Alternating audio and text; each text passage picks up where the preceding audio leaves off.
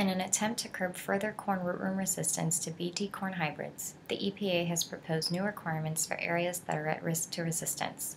Its suggestions, however, may not be enough. Last January, the EPA published its proposed framework to prevent corn rootworm resistance, acknowledging that the pest has already developed resistance to Bt corn in some areas of Iowa and Illinois.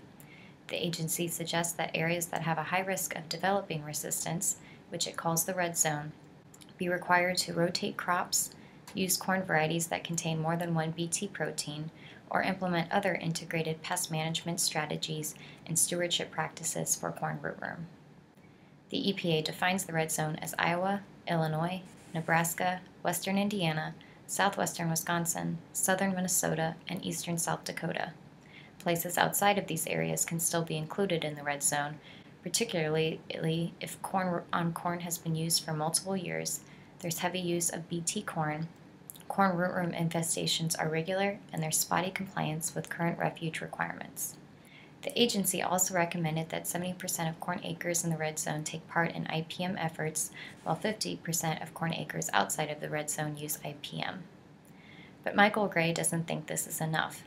In his article, U.S. EPA's proposal to prevent western corn rootworm resistance, Does IPM Implementation Have a Realistic Chance?, the University of Illinois Extension entomologist asks, why not propose that some form of IPM be put in place on 100% of corn acres, regardless of zone characterization?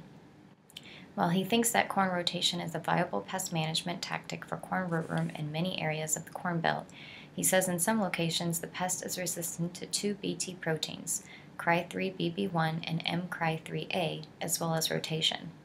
Gray says crop rotation will remain a good strategy even in these areas, but other tactics will need to be more fully integrated into a long-term corn rootworm management program.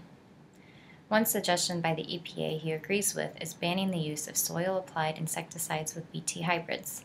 While Gray says these products do have their place in the fight against corn rootworms, especially when used with non-Bt hybrids, using them with Bt corn can have negative consequences.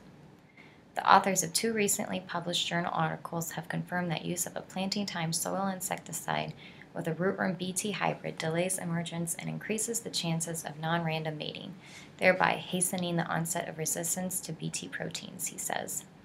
When a planting time soil insecticide is used with a pyramided Bt rootworm hybrid for the sole purpose of rootworm protection, it's hard to find any convincing argument that this is a good IPM or resistance management approach. Following the review of comments, the EPA says it will finalize appropriate measures to address the issue of corn rootworm resistance to Bt corn. What do you think about the current state of corn rootworm management practices and concerns about resistance to Bt hybrids? Post your comment below and get the conversation going. Thanks for tuning in, and we hope you have a wonderful week.